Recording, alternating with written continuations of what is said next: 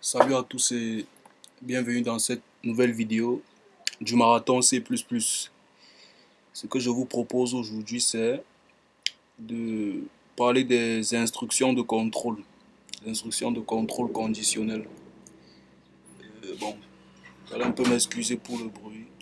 Bon, ce qui se passe, c'est quoi? C'est que dans vos programmes C++, vous serez amené à prendre des décisions. Par exemple, à la fin du, à la fin du jeu, à la fin d'un jeu vidéo, vous pouvez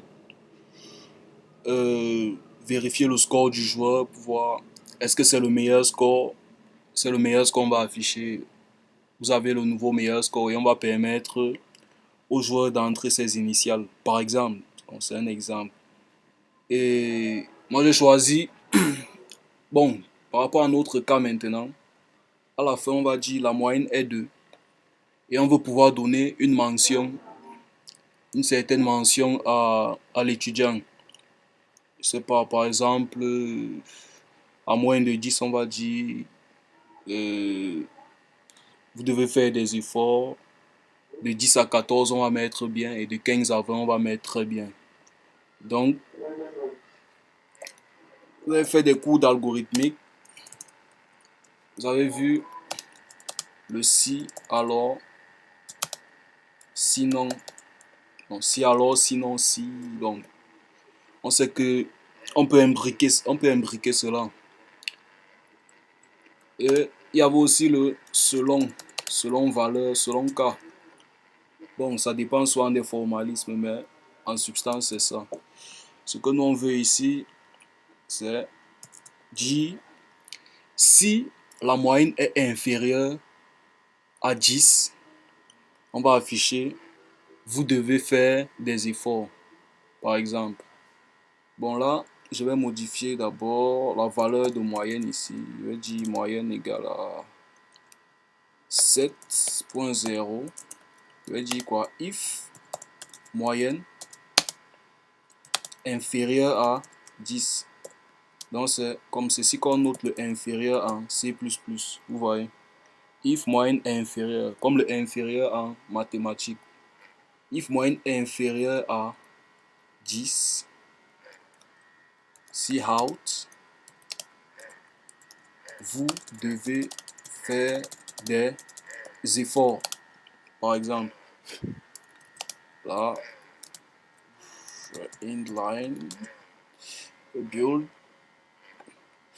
je vais exécuter ici. Voilà. La moyenne est de 12,0. Bon, ça nous intéresse. On dit, vous devez faire des efforts. On dit quoi? If moyenne est inférieure à 10. La deuxième condition, on veut que lorsque la note est strictement égale à 10, lorsque la note est strictement égale à 10, on va dire, on va dire quoi? Passable. If moyenne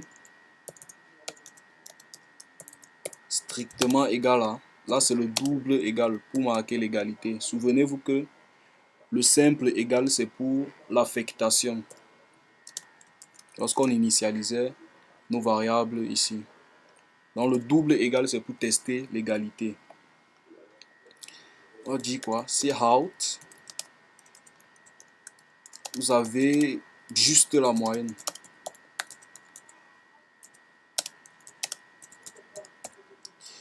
Et on va dire si, voilà la troisième condition qu'il a envie de tester ici, c'est quoi? Si la moyenne est supérieure à 10 et inférieure à 15, alors dis-moi, vous avez bien travaillé.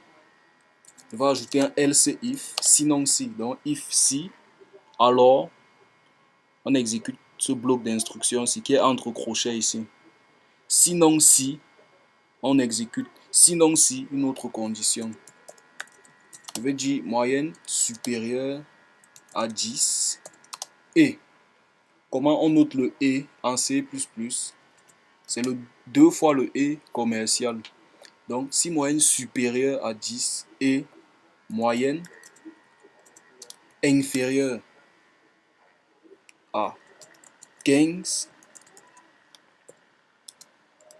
alors je vais see out.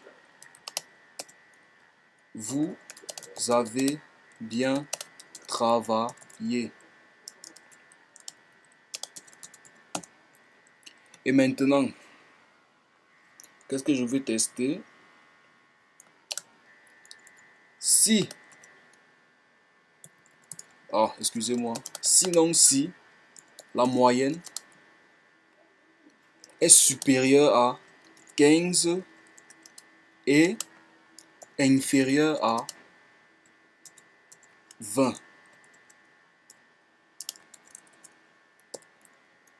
Je vais dire très bon travail. Bon, mais là, on va éviter les accents. Ok, très bon travail. Et là, vous allez voir, ici on devait aussi tester si la moyenne est supérieure ou égale à 0. Donc le supérieur ou égal, c'est quoi? Supérieur suivi du signe égal. Tout comme inférieur ou égal, c'est inférieur suivi du signe égal. Donc supérieur ou égal à 0 et la moyenne est inférieure à 10. Bon, là, pour le cas exceptionnel maintenant, je peux ajouter un else. Else, c'est out.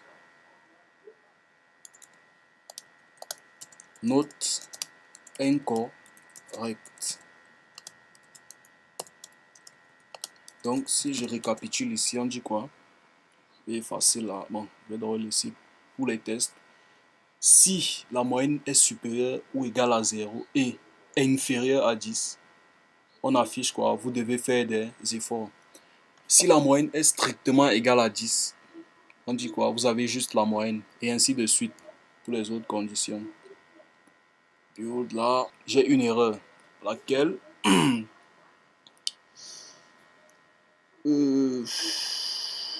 voilà. Là, j'ai carrément oublié de faire la comparaison ici, vous voyez. Expected brackets before numeric constant, là. Ce qui fait que syntaxiquement et sémantiquement, c'est même pas correct. Donc, qu'est-ce que je voulais dire là? Inférieur à 20. Ok. Ok. On va lancer l'exécution. Voilà. Vous devez faire des efforts. Pourquoi? Parce que la moyenne ici est à 7.0. Si je la mets à 10.0, qu'est-ce que je lance? Vous avez juste la moyenne. Si je mets moins 1 comme moyenne, si je mets moins 1 comme moyenne, je lance. Build. Je lance. Note incorrect. Voilà. Donc, ce qui fait que ici, comme ma moyenne est de 12, qu'est-ce que c'est censé m'afficher? C'est censé m'afficher. Vous avez bien travaillé. Donc, je vais build. Je vais lancer l'exécution. Vous avez bien travaillé. Donc, voilà pour ce qui concerne le if-else. Le if-else. If-else, else-if. Donc, si, sinon, si, alors. Et on peut les imbriquer. Ça signifie quoi? Je peux venir dans un if ici. Dans ce bloc-ci, je fais autre chose. Je teste autre chose. Donc, c'est possible. On peut les imbriquer. Mais attention à ne pas se mêler les pinceaux. Donc, c'était tout pour la première partie. Pour que la vidéo ne soit pas très longue. Dans la prochaine partie, on va parler du switch. De l'opérateur pour la sélection.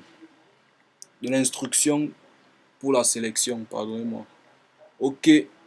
On va arrêter là et je vous dis rendez-vous pour la prochaine vidéo. Et n'hésitez pas à vous abonner et à partager. Liker aussi. Merci.